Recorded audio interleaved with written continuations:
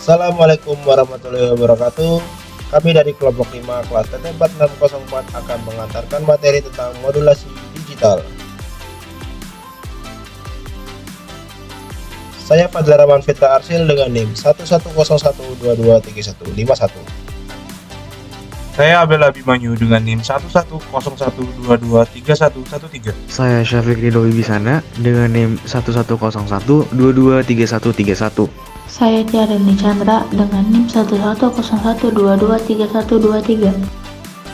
Baiklah teman-teman, kali ini saya akan melakukan penjelasan tentang modulasi digital. Sebelum kita masuk ke modulasi digital, marilah kita bahas dulu tentang modulasi. Modulasi merupakan suatu proses pencampuran dua sinyal menjadi satu sinyal. Kemudian, marilah kita masuk ke modulasi digital. Modulasi digital adalah suatu proses penumpangan sinyal digital atau bitstream ke dalam sinyal carrier. Di sini ada blok diagram pemancar sinyal analog. Di sini sinyal analog dikirim ke modulasi, kemudian diolah menjadi sinyal siap transmisi yang dikirimkan ke antena. Berbeda halnya dengan blok diagram pemancar digital. Blok diagram pemancar digital, sinyal analog akan dirubah dulu menjadi biner melalui ADC atau analog digital converter. Kemudian setelah itu, biner tersebut akan diubah menjadi sinyal digital melalui line coding. Setelah itu, sinyal digital tadi kemudian dimodulasi menjadi siap transmisi yang akan dikirimkan ke antena. Modulasi di sini dilakukan untuk menaikkan frekuensi sinyal sehingga dapat ditransmisikan dengan efisien oleh antena. Oke, baiklah, sekarang kita akan masuk ke dalam line coding. Nah, berikut adalah gambar dari sinyal digital. Nah, sekarang apa itu line coding? Line coding adalah suatu proses untuk mengubah data digital berupa deretan 1 atau 0 menjadi sinyal digital dengan tegangan listrik fungsi waktu. Kemudian, apa itu sinyal digital? Sinyal digital adalah tegangan listrik sebagai fungsi waktu dengan amplitudo pada nilai-nilai tertentu yang mempresentasikan bit 1 atau 0. Oke, sekarang mari kita menuju ke contoh line coding. Jika line coding mengkodekan bit 1 dengan tegangan plus 5 volt dan bit 0 dengan tegangan minus 5 volt, maka data digital dari biner 1011 adalah untuk angka 1 itu berada pada posisi plus 5 volt. Kemudian bertemu dengan angka 0 itu menjadi minus 5 volt. Kemudian bertemu lagi dengan angka 1 itu menjadi plus 5 volt. Kemudian bertemu dengan angka 1 lagi akan menjadi plus 5 volt lagi. Tapi di sini ini bisa diubah tidak hanya plus 5 volt dan minus 5 volt saja. Kemudian langsung kita masuk ke macam-macam line coding. Di sini ada beberapa yang akan saya cantumkan, yaitu unipolar non return to zero, kemudian ada unipolar return to zero, kemudian ada bipolar return to zero, kemudian ada bipolar non return to zero, kemudian ada AMI, kemudian ada B8ZS, dan ada juga HD83. Nah, teman-teman, sekarang kita akan memasuki dari jenis-jenis modulasi digital. Modulasi digital yang akan kita bahas pada pertemuan kali ini, yaitu pertama, amplitude shifting atau biasa disebut ASK. Yang kedua, frequency shifting atau yang biasa disebut dengan FSK. Terus yang ketiga, yaitu phase shifting atau yang biasa disebut dengan PSK. Nah, pertama-tama kami akan memberitahukan nih, bagaimana sih cara untuk meningkatkan efisiensi dari transmisi modulasi. Modulasi yang biasa disebut dengan modulasi kombinasi. Apa sih modulasi kombinasi? Modulasi kombinasi adalah gabungan dari beberapa modulasi. Nah, modulasi kombinasi yang akan kita bahas pada pertemuan kali ini yaitu modulasi QAM atau modulasi ASK yang digabungkan dengan modulasi FSK. Kita akan memasuki modulasi digital ASK. Modulasi digital ASK merupakan data informasi berupa data digital yang terdiri dari deretan 1 dan 0. Lalu, sinyal carrier yang berupa sinusoidal merupakan frekuensi carrier atau yang biasa disebut dengan FC. Lalu, pada sinyal carrier modulasi digital ASK ini akan beramplitudo yang berbeda untuk bit 1 dan bit 0. Nah, kita akan memasuki contoh dari modulasi digital ASK. Contoh dari modulasi digital ASK yang kami bawa yaitu modulasi digital dengan bit 1 dengan amplitudo 5 dan amplitudo 1 untuk bit 0. Dan contohnya seperti gambar di samping saya ini. Nah, lalu modulasi digital ASK juga akan memberikan perbedaan pada amplitudo hasil sinyal modulasi. Amplitudo tinggi itu untuk bit 1 dan amplitudo rendah atau 0 itu untuk bit 0. itu adalah cara realisasi termudah untuk modulasi digital ASK. Lalu, pada modulasi digital ASK, karena memiliki amplitudo 0 pada bit 0, sehingga modulasi digital ASK memiliki suatu modulasi yang disebut on-off keying atau OKK. Nah, kita akan masuki pada modulasi digital FSK. Modulasi digital FSK adalah modulasi yang memiliki frekuensi dari sinyal pembawa berupa sinyal dengan deretan bit 1 dan bit 0 dari sinyal informasi. Lalu contoh dari frekuensi 1 untuk bit 1 dan frekuensi 2 untuk bit 0 seperti gambar di samping saya ini.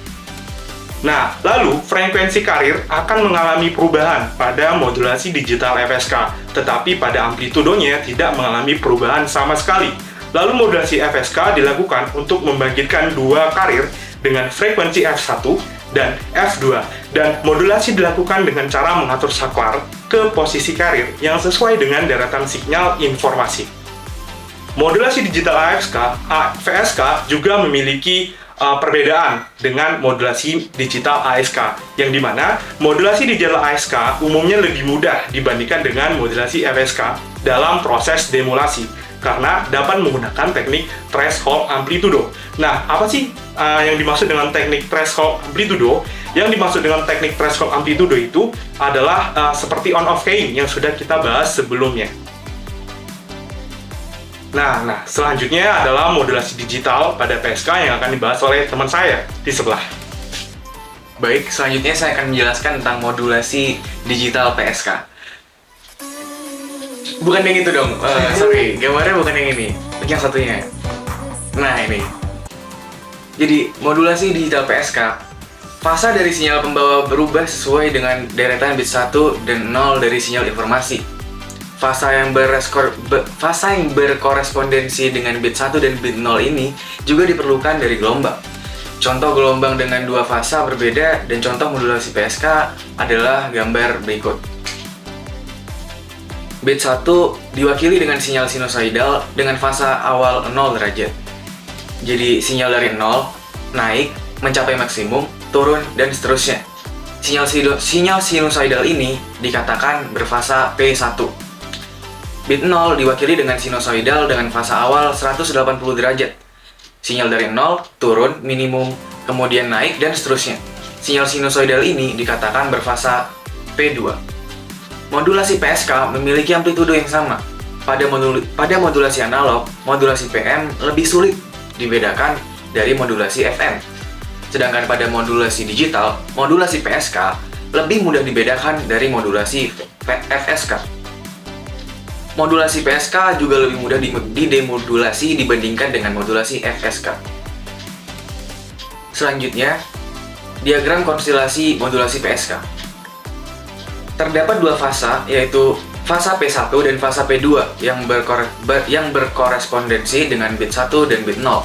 Misalkan fasa P1 dimulai dengan gelombang sinusoidal berfasa awal 0 derajat dan P2 berfasa awal 180 derajat. Maka kedua fasa ini dapat digambarkan pada diagram konstelasi seperti yang ada di samping.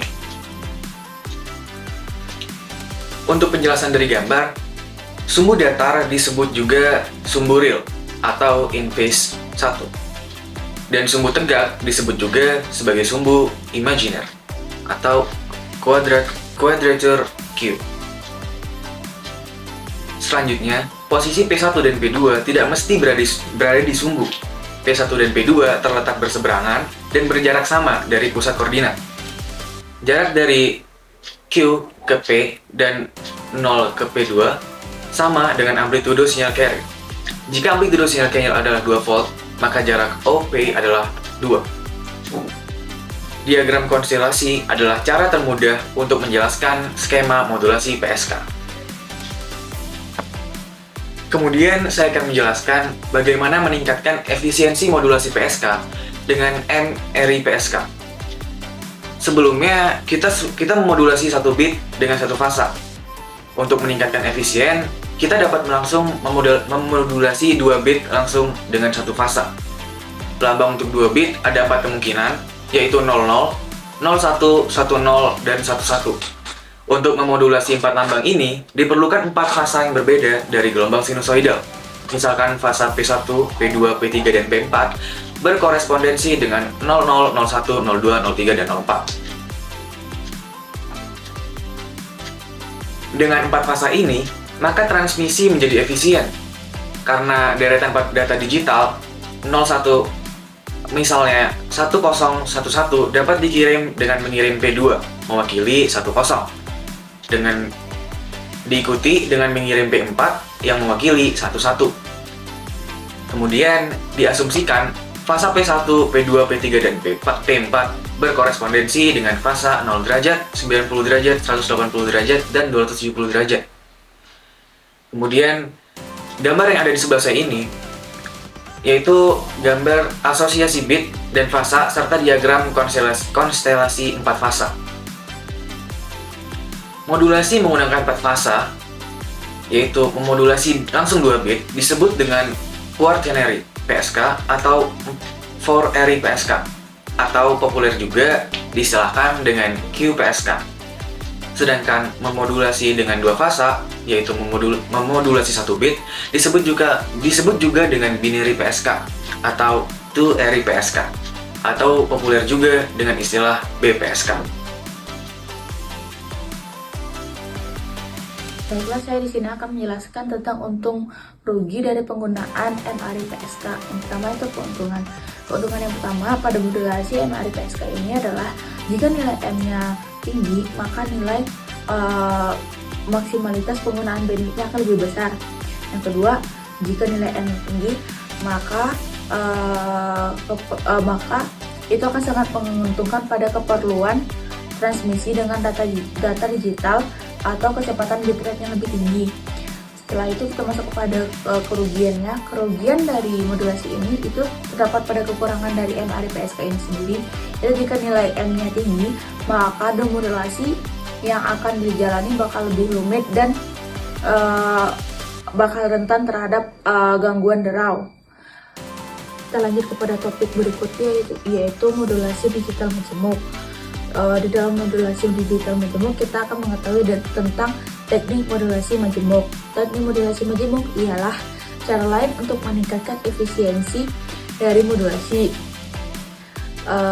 Pada modulasi digital majemuk ini ialah kombinasi dari ASK dengan PSK, atau VSK dengan PSK, atau ASK dengan PSK, atau bahkan dari kombinasi di ketiganya. Modulasi digital majemuk yang paling populer itu ialah QAM atau Quadrature Amplitude Modulation. QAM sendiri merupakan kombinasi dari modulasi ASK dengan PSK. Contoh dari modulasi majemuk ialah 4 QAM, 8 QAM, 16 QAM, 32 QAM, dan seterusnya. Baiklah, kita masuk pada contoh diagram konstelasi 16 QAM. Kenapa kami mengambil data itu? Karena pada 16 QAM setiap 4 bit langsung dimodulasikan terhadap salah satu simbol titik konstelasi. Dibandingkan dengan 16 MRI PSK, 16 QAM ini memiliki bandwidth yang sama, namun mereka modulasi deraunya lebih baik daripada 16 MRI PSK. Baiklah, hanya itu yang dapat saya sampaikan. Saya kembalikan kepada pembicara terdahulu. Terima kasih semuanya sudah menyaksikan presentasi dari kelompok kami. Kami mohon maaf bila terjadi kesalahan, dan tolong dukungannya dengan kasih like dan subscribe. Udah subscribe belum? Kalau belum ya subscribe lah, dan jangan lupa nyalakan loncengnya.